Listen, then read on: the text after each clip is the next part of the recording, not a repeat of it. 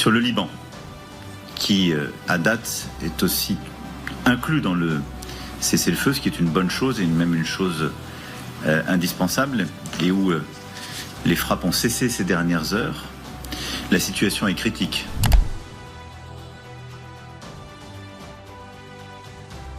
Sebuah kutipan kuno mengatakan, kenali dirimu, kenali lawanmu, dan kenali medan perangmu, maka kau akan memenangi 1000 pertempuran. Kalimat sederhana yang punya makna mendalam namun tidak masuk ke telinga Israel. Benjamin Netanyahu seolah sudah ditutupi dengan bisikan-bisikan setan. Israel yang belum bisa menaklukkan Iran hingga detik ini justru melampiaskan kekalahannya menggempur habis Lebanon. Dunia kini mulai mengecam keras tindakan semena-mena dari Zionis.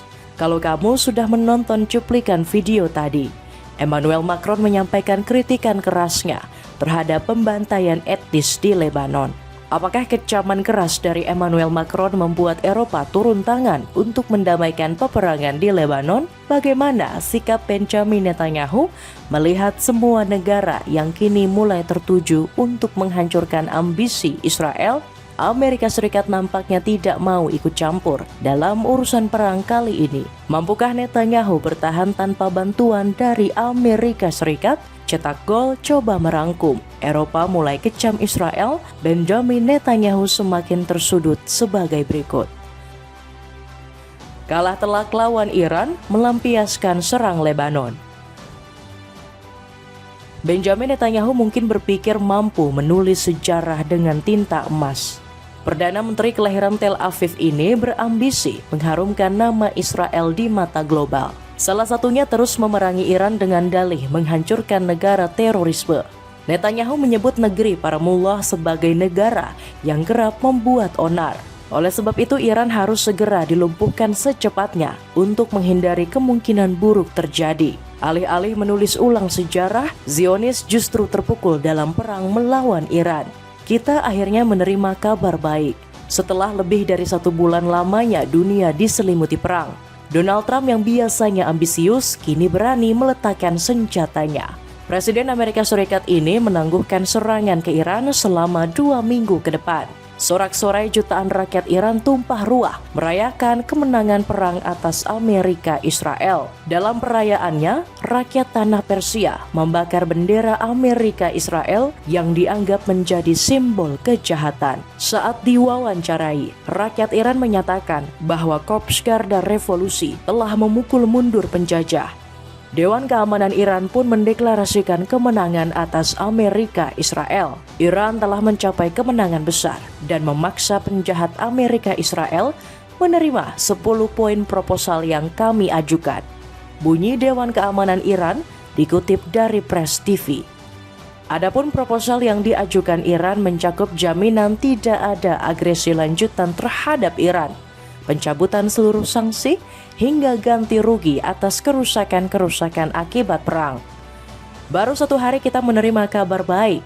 Peperangan di Timur Tengah kembali meletus hebat. Zionis secara berani membantai ratusan penduduk Lebanon saat gencatan senjata sedang berlangsung. Dalam 24 jam terakhir, Zionis terus menyerang berbagai kota penting di Lebanon, termasuk di ibu kota Beirut. Kami akan menampilkan footage serangan rudal Israel ke Lebanon dalam skala besar.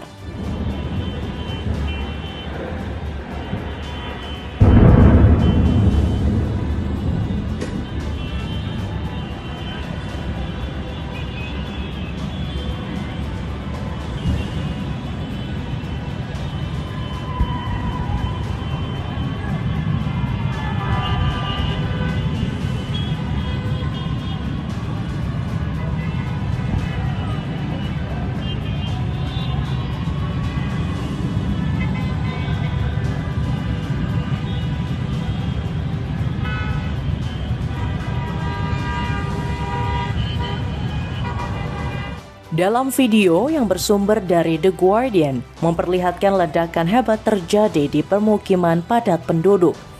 Serangan Zionis benar-benar diluncurkan dalam skala besar. Sejumlah gedung-gedung tinggi hancur lebur dan sempat terjadi kebakaran hebat.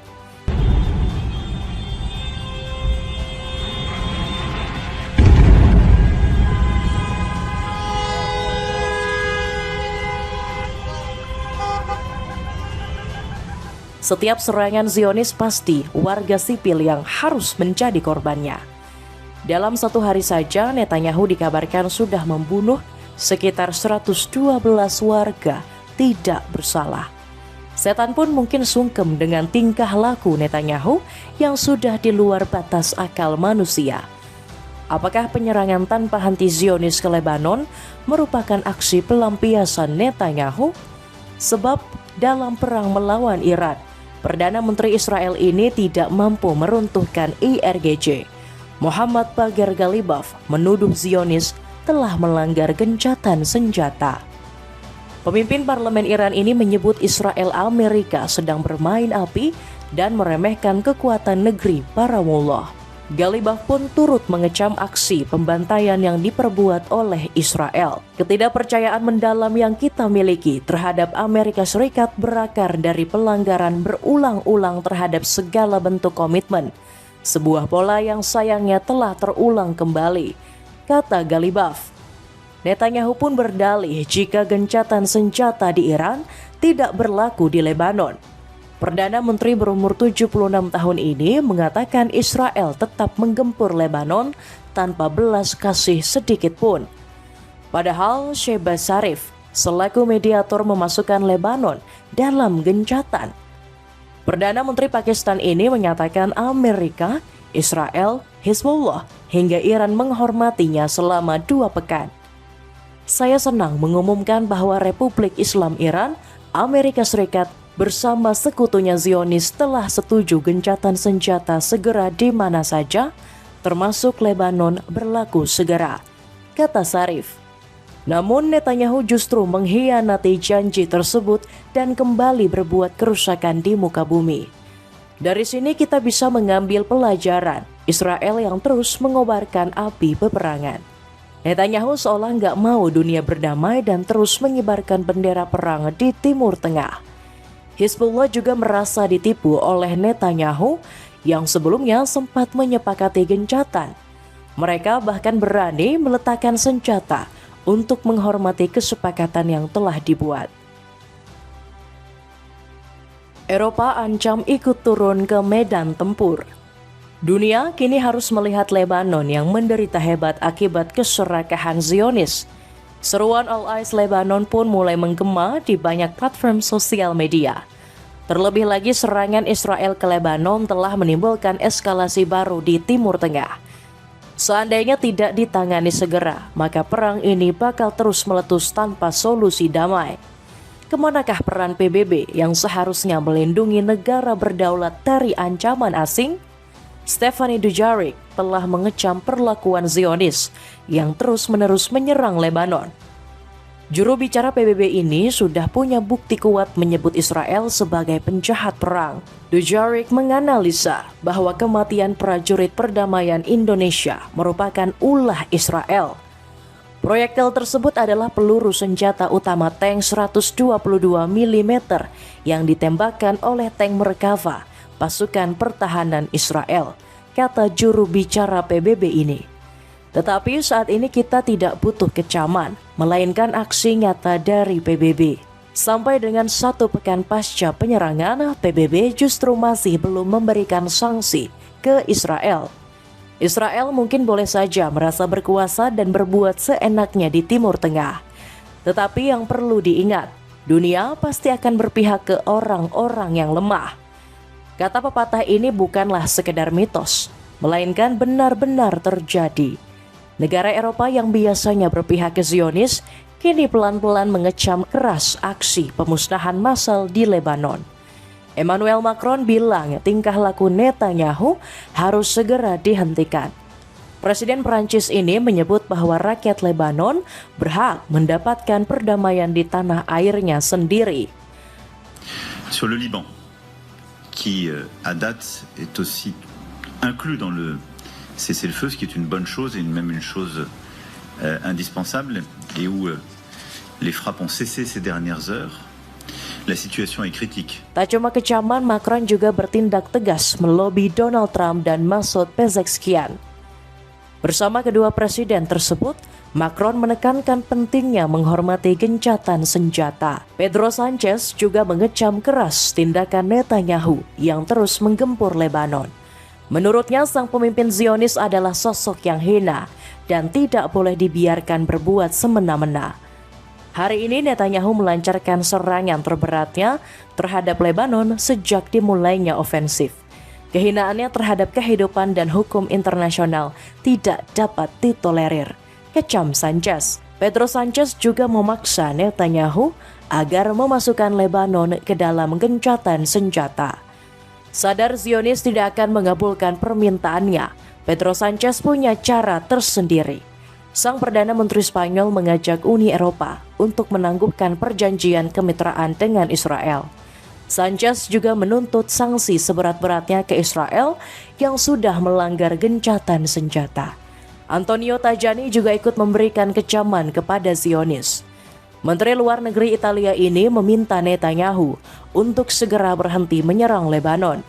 Antonio Tajani nggak ingin peperangan di Lebanon berlarut-larut seperti di kota Gaza.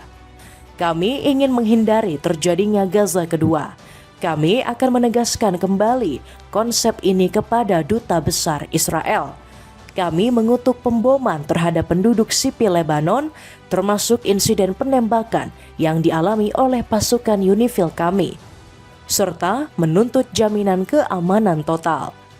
Banyaknya kecaman dari berbagai negara Eropa membuat kita bertanya-tanya, apakah negara Uni Eropa bakal turun ke medan tempur atau justru hanya mengancam saja?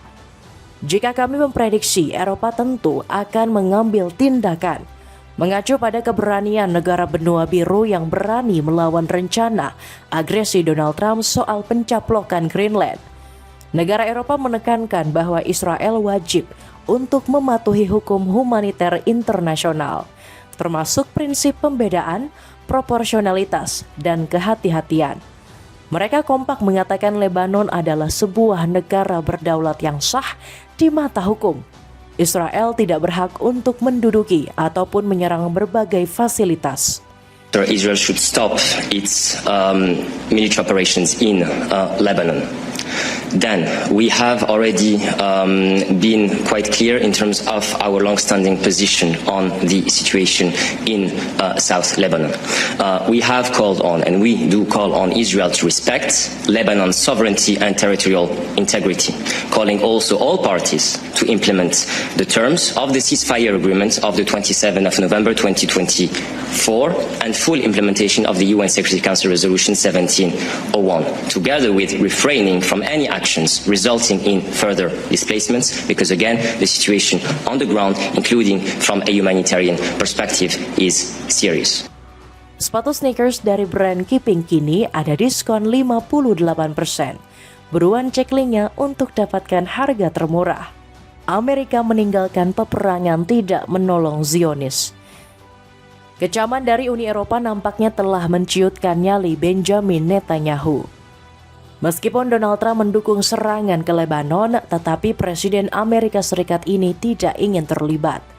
Lantas mengapa Amerika mendukung serangan Israel meskipun di tengah gencatan senjata? Dugaan terbesar mengarah kepada ambisi Netanyahu yang masih menginginkan perang. Perdana Menteri ke-9 Israel ini memprovokasi Iran melalui gempuran Lebanon. Apabila sukses memprovokasi, negeri para mullah tentu akan terjun langsung membela Lebanon. Setelah itu Netanyahu kembali menciptakan api peperangan melawan Iran. Politikus Partai Likud ini mengaku belum puas dan masih punya sederet tujuan di Teheran yang belum tercapai. Di antaranya termasuk mimpinya untuk menghapus seluruh uranium Iran. Padahal dalam kesepakatan, Amerika berjanji tidak akan menyentuh kekayaan uranium milik Teheran.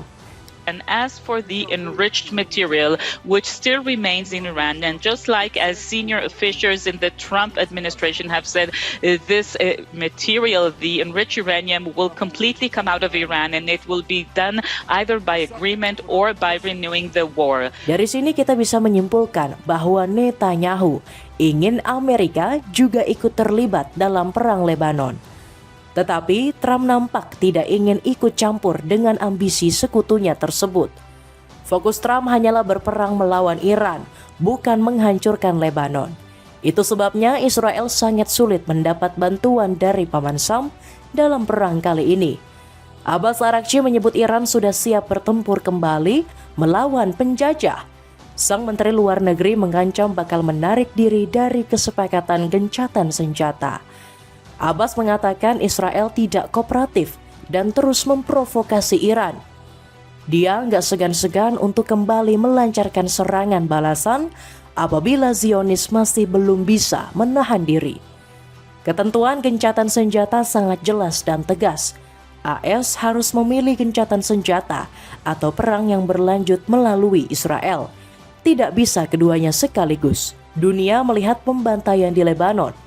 Bola ada di lapangan AS dan dunia sedang mengamati apakah ia akan bertindak sesuai komitmennya, tegas Araghchi. Seandainya Iran menarik diri dari gencatan senjata, maka Selat Hormuz akan kembali ditutup. Abbas mengatakan selat ini haram dilalui oleh para musuh bejat seperti Amerika Israel.